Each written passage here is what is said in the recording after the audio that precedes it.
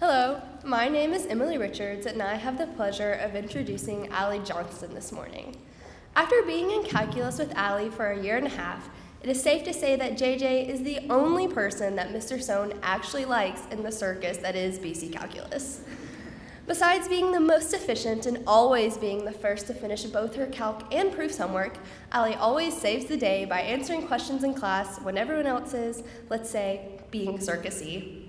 Beyond anything academic, though, Allie is always someone you can turn to for a kind word or a genuine smile. She's someone you can talk to about anything or just goof around with during a free. I truly cannot wait to see where life takes you, Allie. So everyone lend Allie your ears just because what she will say will brighten your morning a little bit. And so I give you Alexandra McPhail Johnston.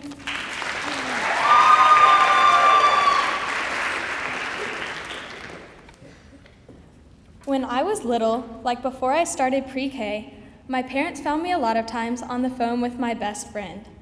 I invited her to come everywhere with me, to the pool in the summer, to spend the night, to play with, and basically every single place I went. I called her a few times every day if I wasn't already with her. She was my best friend that I spent a lot of time with, and I loved her. Although this best friend of mine was named Liver, and I called her on my plastic pink Barbie phone, and she was in fact an imaginary friend, I still treasured my friendship with her. Now as I have gotten older, these relationships that I have grown to include real people rather than imaginary ones, but I think that imaginary friends are our hopes and dreams of what we want to find and look for in our friends.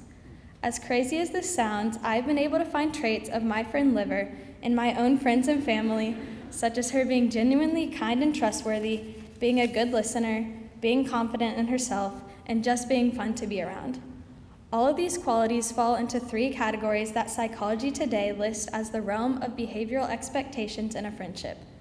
These categories are traits of integrity, caring, and congeniality. We can agree that these categories are all attractive in others.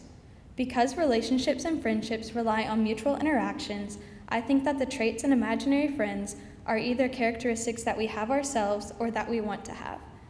Because it is easier to see negative traits in others than it is to see them in ourselves, it is important to recognize these qualities. Along with being joyful, another characteristic of my imaginary friend I desire is a carefree spirit, caring less about what others think of me.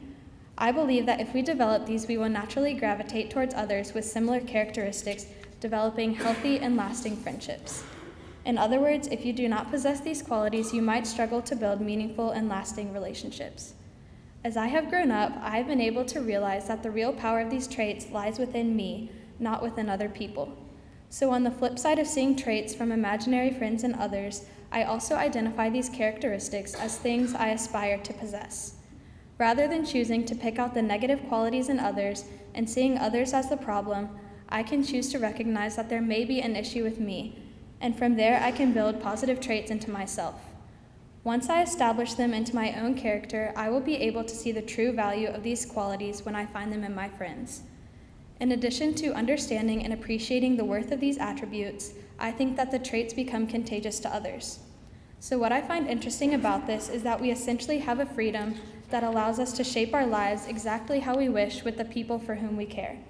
In other words, we can either fill ourselves up with desirable characteristics or not. We have the power.